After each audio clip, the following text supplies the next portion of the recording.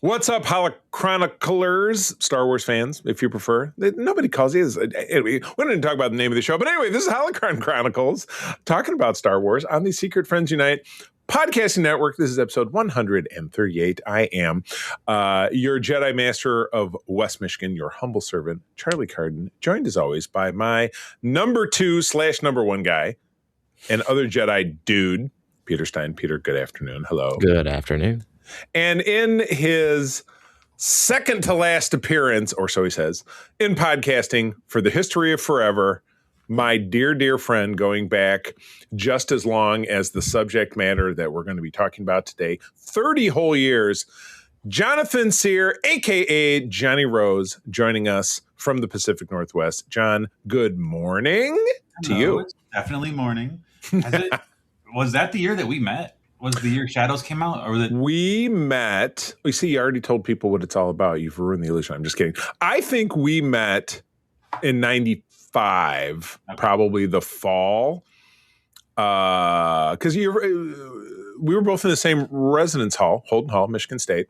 Were you there your freshman year as well? Because okay. So we were both there. Possible we met, I'm not sure, but we became roommates through the luck of the draw. You didn't have somebody, I didn't have somebody.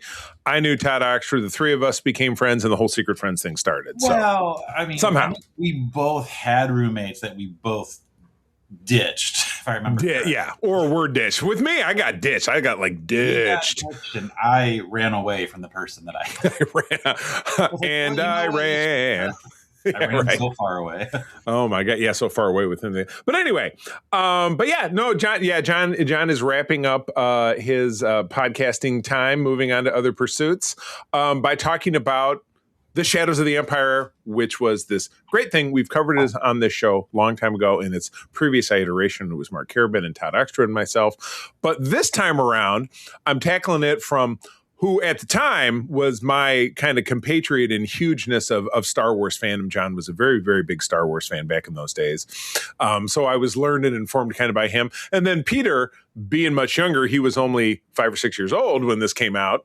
But as we were talking about in the pre-roll, he discovered some of it and then obviously discovered so much more of it as time went on. So, but John, I'm going to engage you. And we haven't had a guest in a while because a lot of times when we do the show, it ends up being Peter and me because it's a lot of inside baseball stuff like this latest batch of episodes, which nobody watches but us, which is another reason that we've kind of cut back doing the show as much as we had.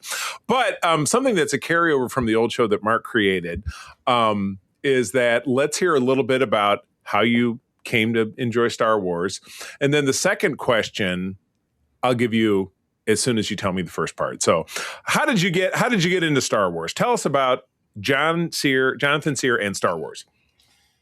Okay, let's see. So I would say 4 or 5 years old, to around 1978, 9, 80, somewhere in that range. I would spend a lot of time at my great-grandfather's house. And he had, and I don't know, Peter, if you even know what these things are. VCR? No, they were these giant laser discs. Yep, I've seen that you had to load, and you'd watch half the movie, then you'd have to flip it over, flip it back in, flip it like over, a record. Back in. And he had about 20 movies, and one of them was Star Wars. He put that on for me, and I probably watched it 100 times at his house on the laser disc. I mean, I know the exact moment in A New Hope when you have to flip the disc over when the Falcon jumps to light space to go to Alderaan. That's when you have to flip it over. Oh.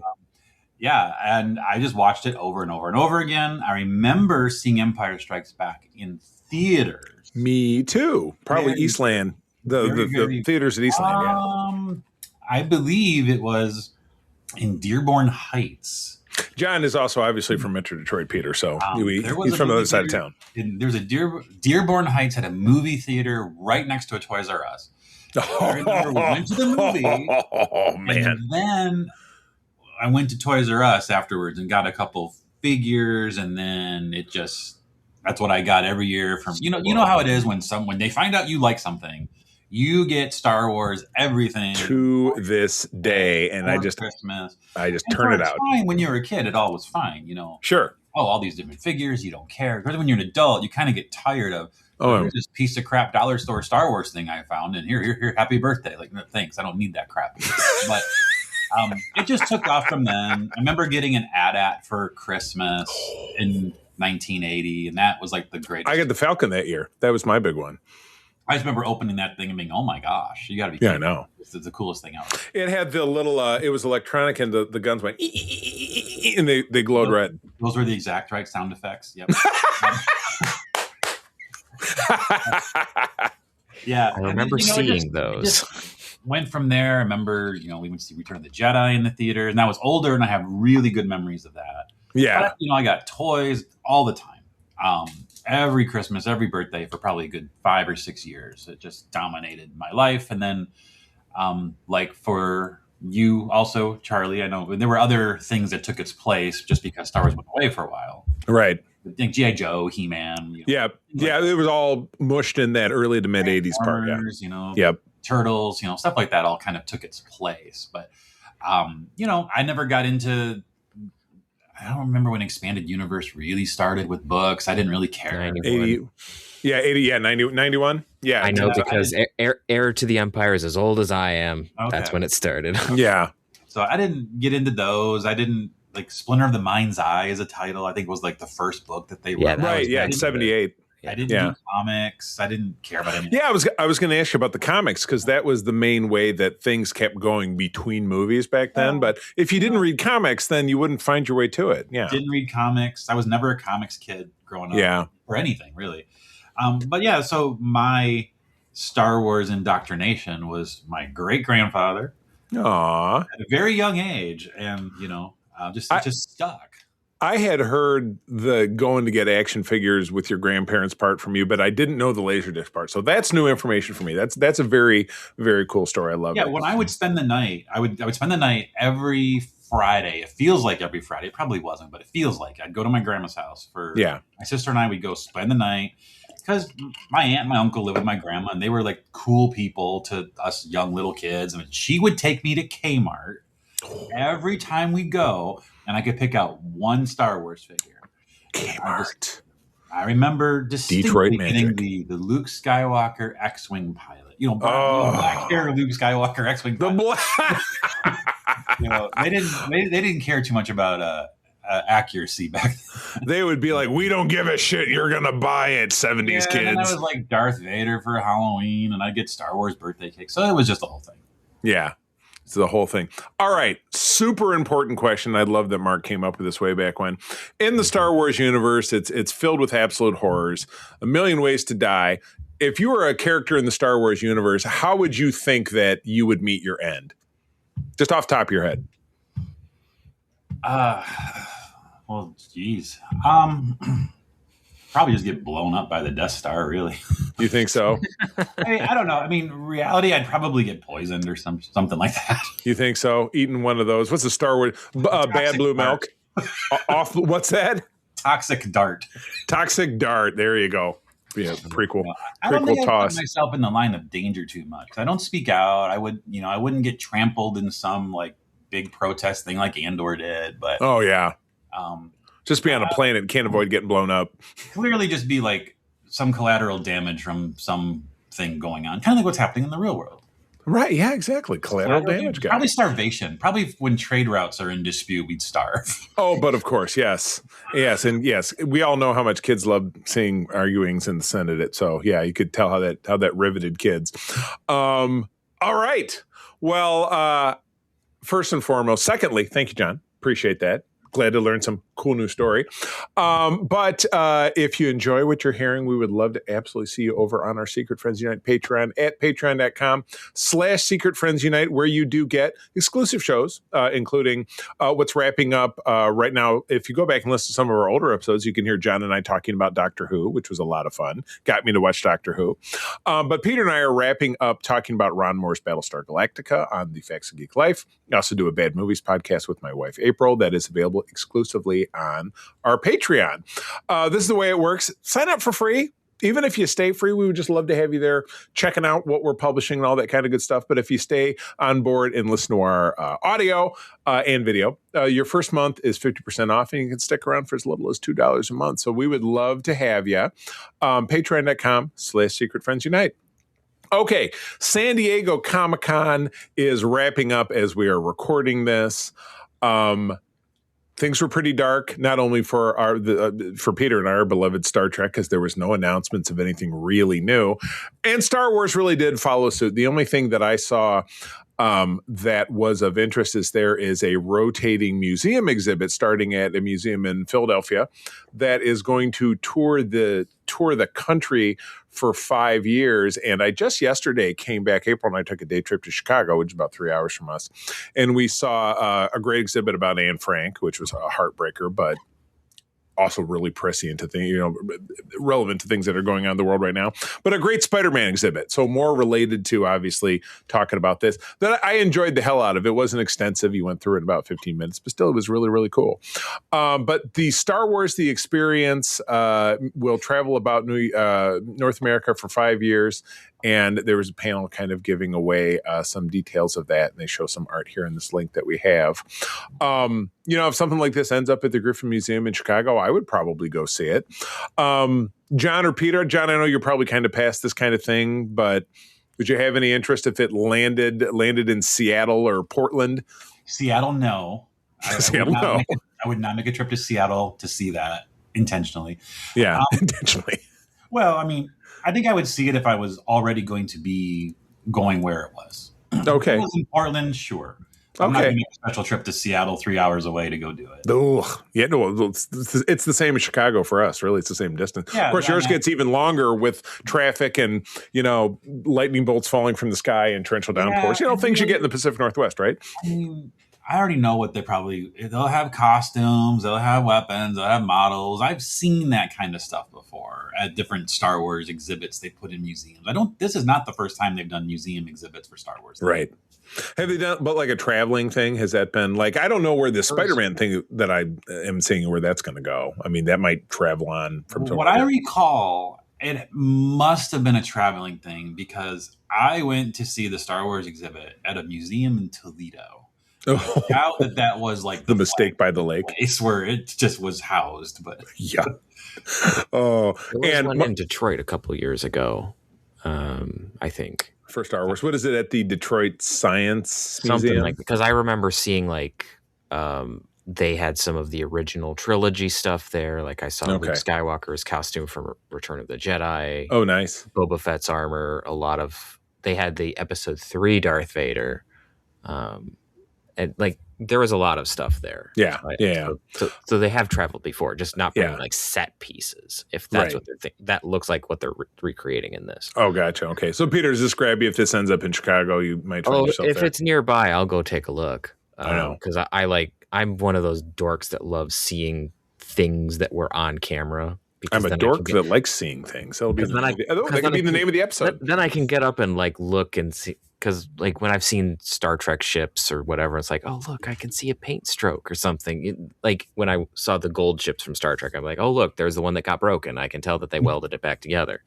I like seeing that sort of thing or seeing what stuff's made out of. Gotcha.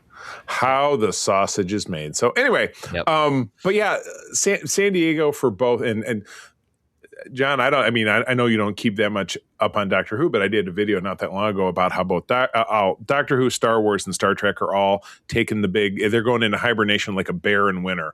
So I don't think there was news of note for any of those coming out of San Diego. I don't know. Did anything make your way that interested you from San Diego? I haven't heard anything Doctor Who shut things down. Yeah. And probably rightly so. Yeah. But I heard nothing from them. Nothing's come through any of my little feeds. Star Wars, I didn't hear anything. But I'm also not looking. I'm not looking up. I've heard about Ryan Gosling and Ghost Rider. That's right to me. But other than that, right. And it's funny. Star Wars the exhibit. When you said that, it has all the vibes of Spaceballs the exhibit. Spaceballs the coloring book. Spaceballs Spaceballs the flamethrower. I mean, the Spaceballs news was kind of cool. Yeah, that cast. Neat. I like that. Yeah. No, I'm totally on board with that. Good That's deal. about as close to Star Wars news as there is right now. Yeah, I know. And again, not that we're not dumping on Star Wars, but as we had mentioned, we've kind of cut the show back to being once a month because we feel like we can tackle something and not be so exhausted talking about it, running around doing stuff because we produce so much content. But we want to give better content in other different ways. And when Star Wars picks up again, because the only Star Wars television in existence is Ahsoka season 2, whenever that comes out, and then we'll get back to Starfighter. So I'll tell you what, John, if you like Starfighter, you're welcome to come back and talk about it. If you like it, if you feel the same way about that as you felt about the Mandalorian and Grogu, maybe we'll take a pass. I'll leave that up to you.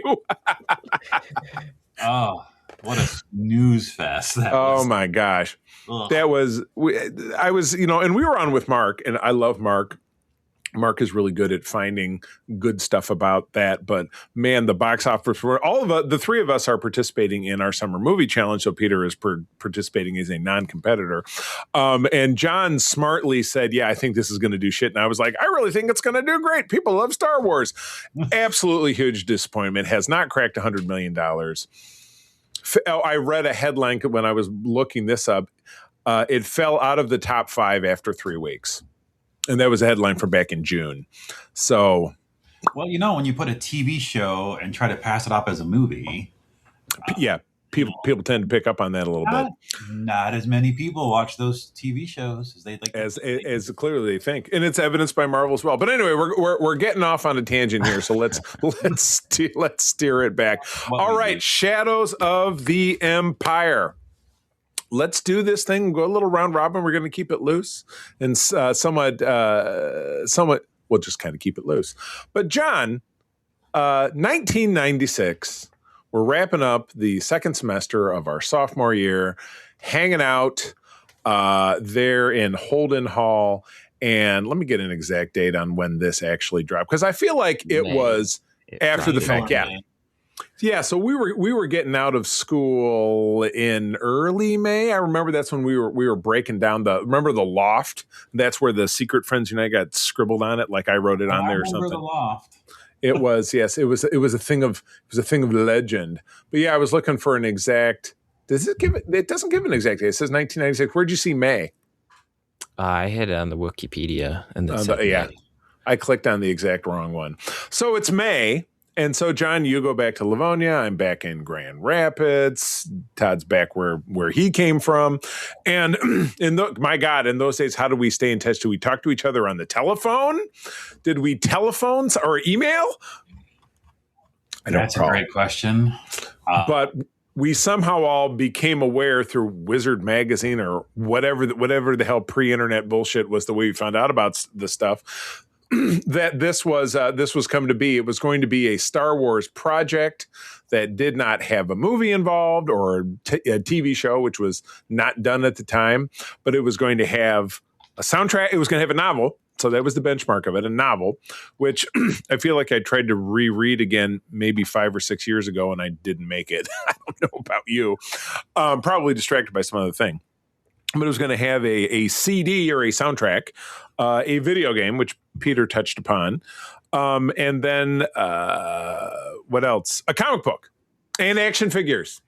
Gotta have action figures. It was a night, because in 1995, Star Wars action figures were willed back into being. And John, you were the one who picked up on this and then kind of got me into it, because you had them all, and you had them all on full display in our shared dorm room of the Powers of the Force Super Jacked line, that first wave with Super Jacked Han and Super Jacked Luke and Joe from the Facts of Life, who was Leia. Luke was the crazy one. Yeah. Luke spent some time in WWE. Yes. Yeah, I remember having those figures growing up and being very confused.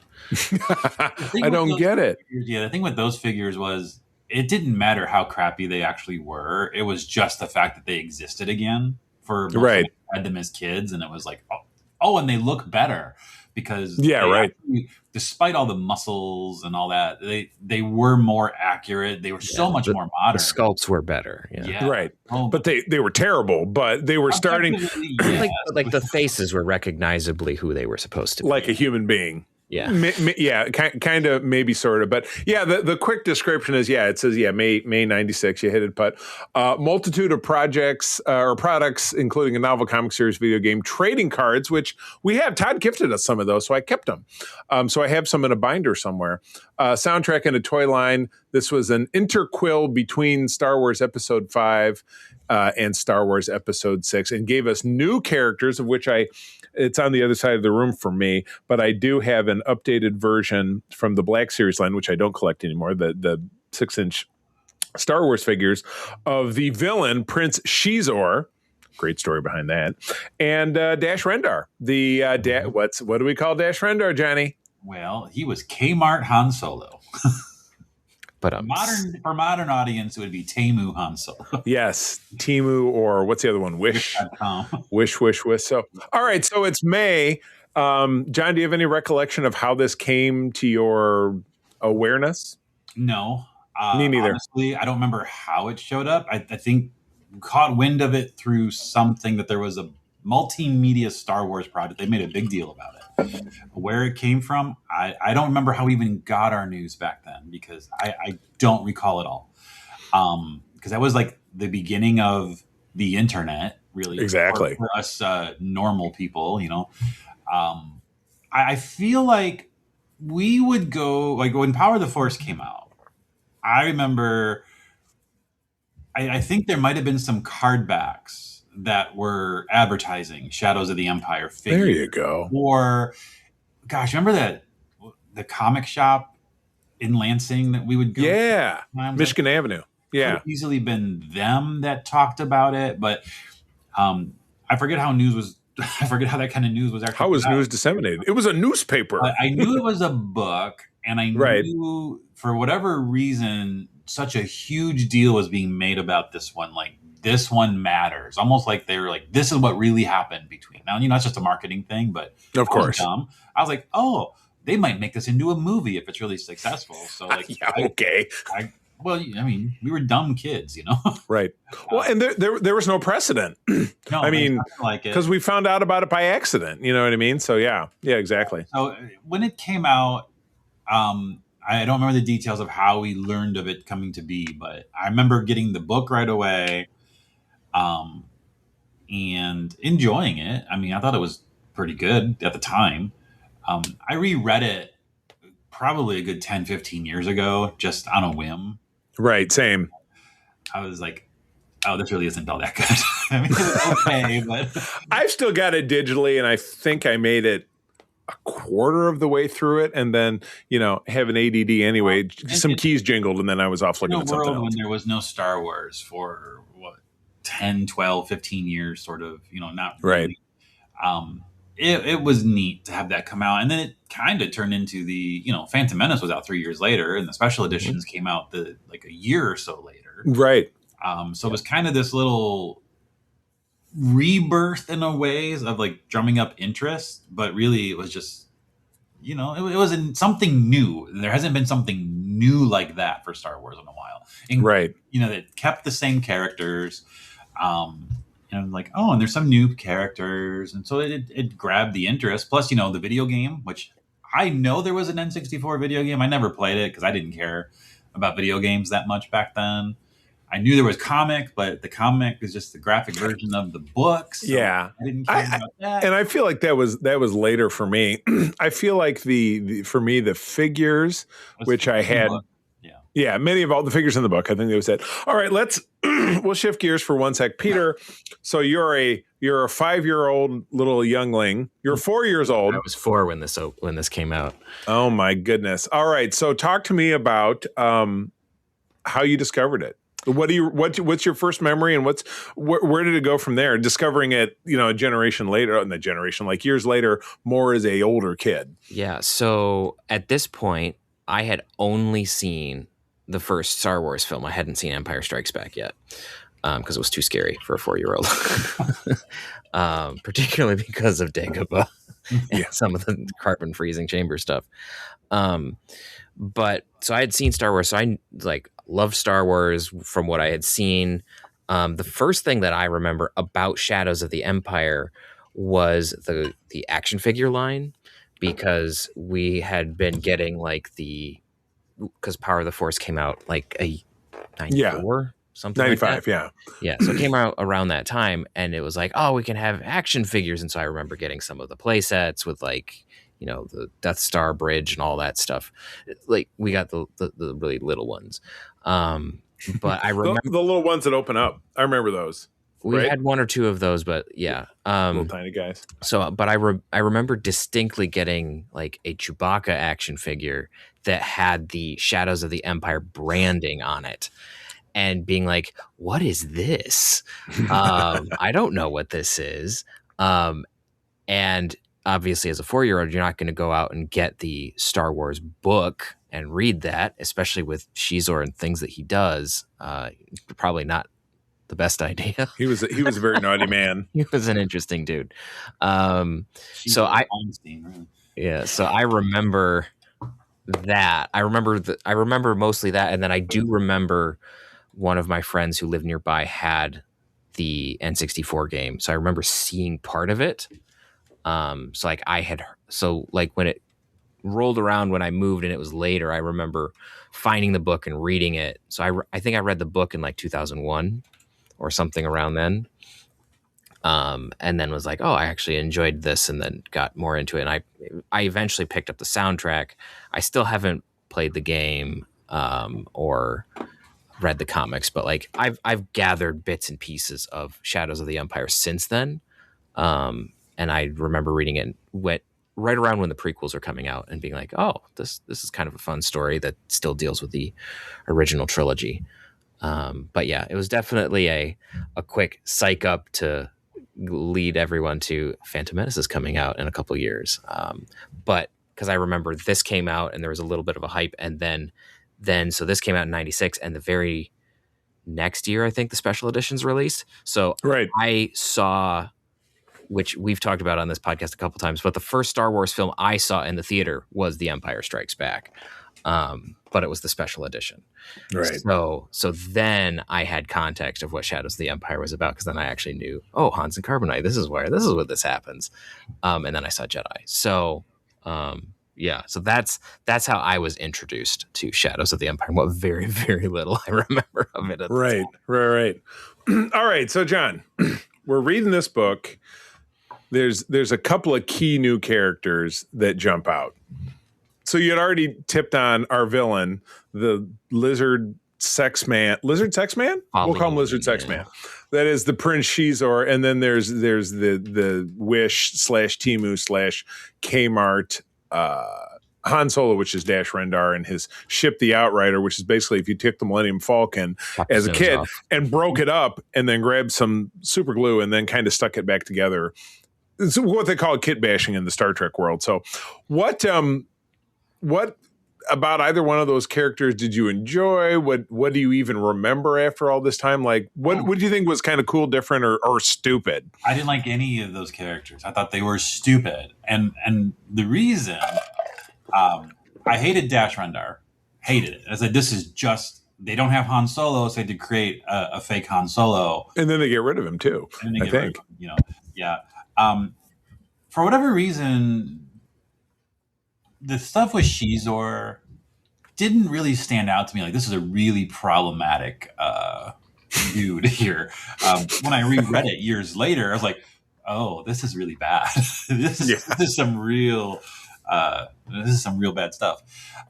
But the reason I didn't like them, I mean, in the book, it was fine, was whatever. It's like, I just, you know what I wanted? I wanted Darth Vader. I wanted my characters.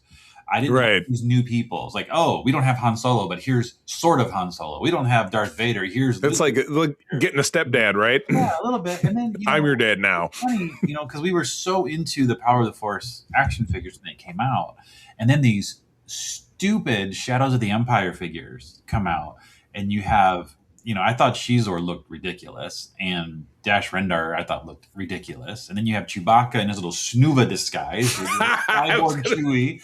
I was going to dig into that because Cyborg Chewie. I remember. And those figures just sat on the racks forever and took up space from peg warmers. Like why are they taking up space in this line where there are so many figures we could get that need to be made? You know, this is just me being old guy without realizing it. It's like, where's my Star Wars guys? You know, but those things did not sell. They just sat there for. I mean, Xizor and Dash Rendar were huge peg warmers for a long, long time. Right. That I remember so well. To be honest, the characterizations in the book, I just don't remember. I remember every time Dash Rendar would say something, I just kind of roll my eyes like, oh, he's trying to be Han Solo, and he's not Han Solo, you know. The one thing I do remember, I liked it when Luke and Lando worked together because we never really saw that in the book. And that was a neat little thing. And then, you know, those two, for some of the expanded universe books I did eventually read, they worked together quite a bit. I kind of liked their dynamic. That was a cool little twisty thing. And I did like some of the bounty hunter stuff, you know, like Boba Fett being on the run. That's something I never thought of. I just figured from watching the movies, oh, he just went straight from here to here. And, you know, he's at Jabba for 3 years, you know? Right. So I kind of liked how they added some stuff there. But, I mean, at the end of the day, Xizor is still probably the new character from that series that, you know, it holds. He's so dumb, and it just holds a special place in my heart because of what he represents from that whole era and what we've turned into, and just, you know, he's kind of become just a running joke.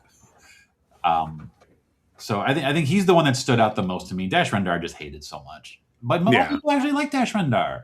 Really? Does he have a following? I'm not aware. Peter, are you aware of this? I know that people do like Dash Rendar. Yeah. He wasn't in the media that I consumed very much, so I'm aware of him, but I don't have like a lot of, because he's not in the book that much.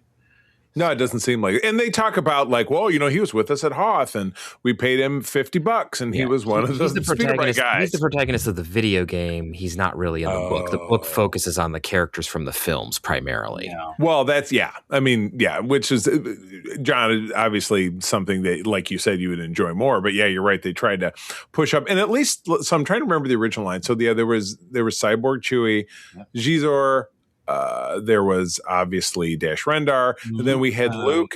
Luke was in like an armor suit with the helmet that came off in disguise.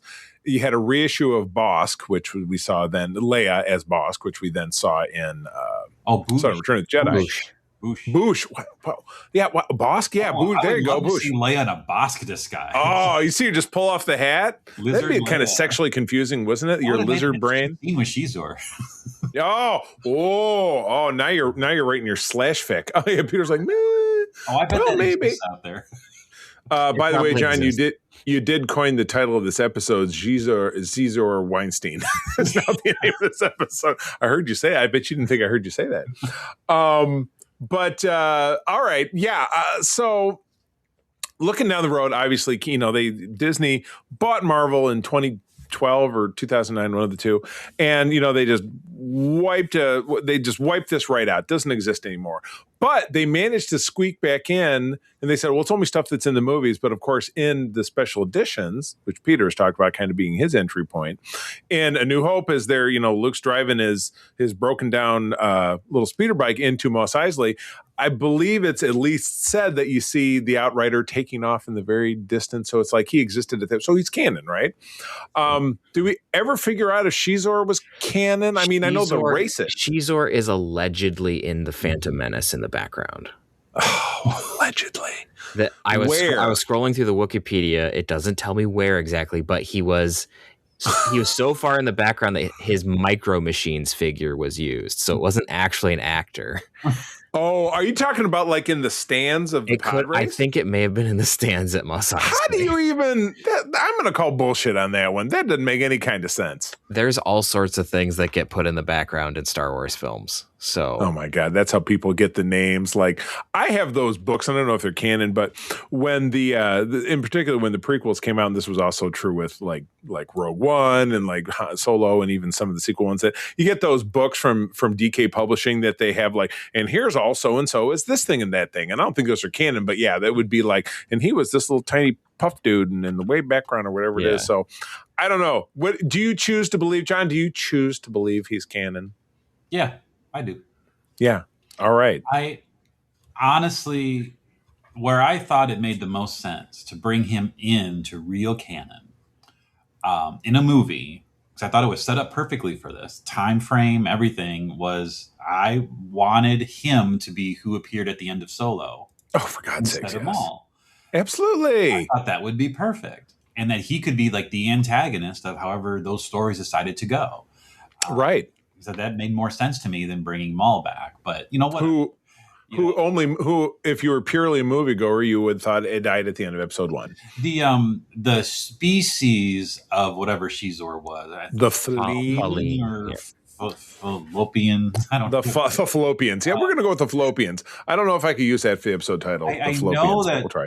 One of those creatures or alien species was in, like, it was Clone Wars or something. Yeah.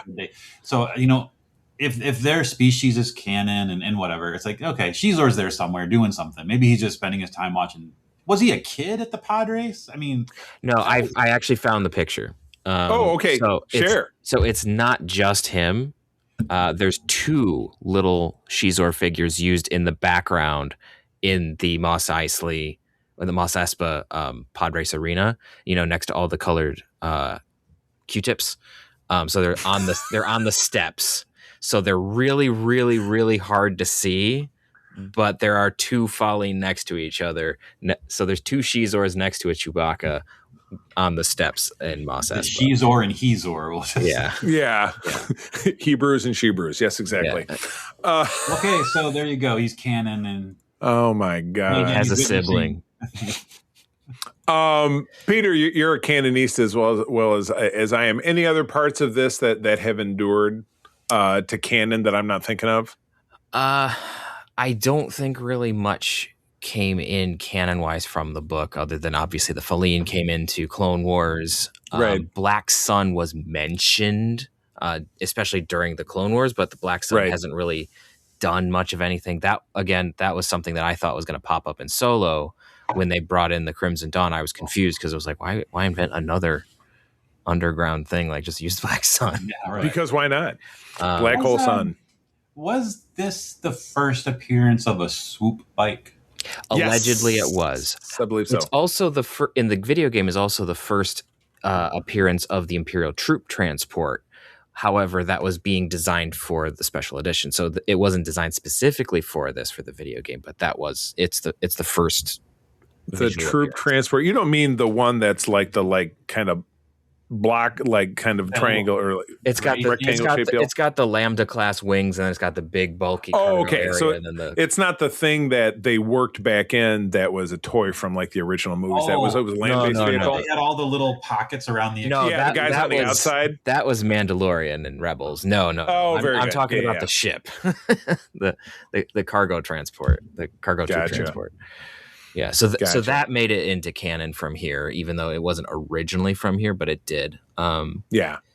So that's really the only stuff that made it back into canon. I think I do like the whole idea of something going around with, they're trying to do something between 4 and 5 rather than just, and now we're on Tatooine.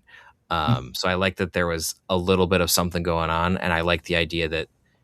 It's not just the Hutts that run the black markets and crap. Right. Something that just kind of. Oh, I'm sorry, Peter.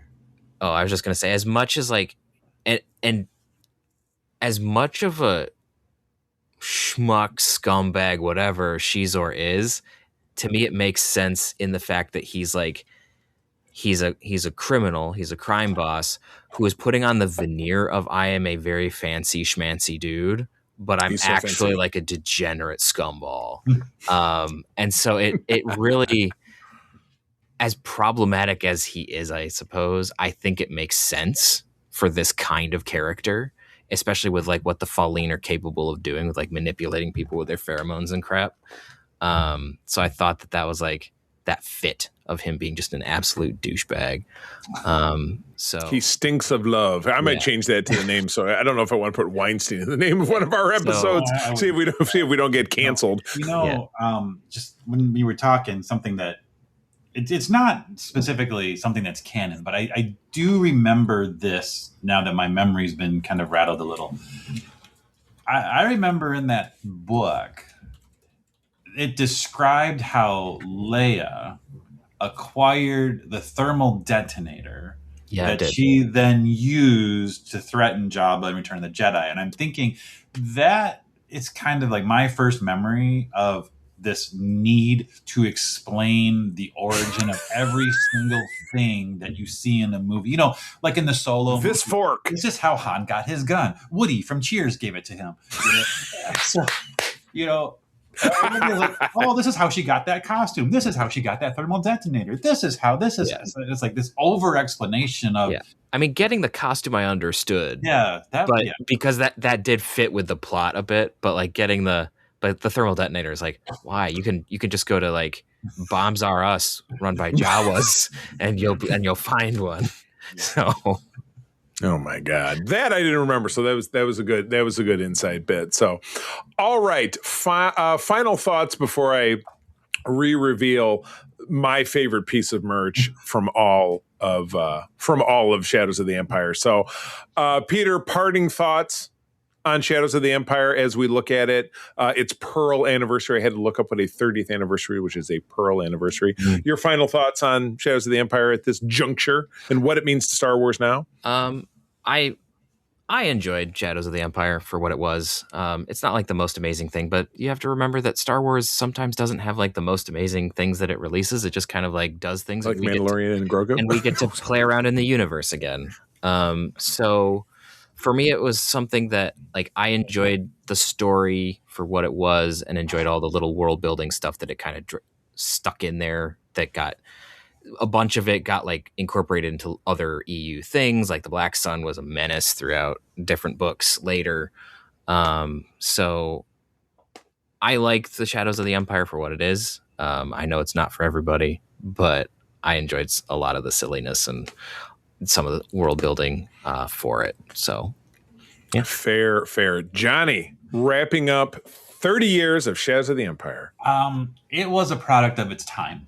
You know, it got us excited, and we were the people they were trying to get excited in our, 20s when we were kids, trying to bring Star Wars back to relevance after going away for a while.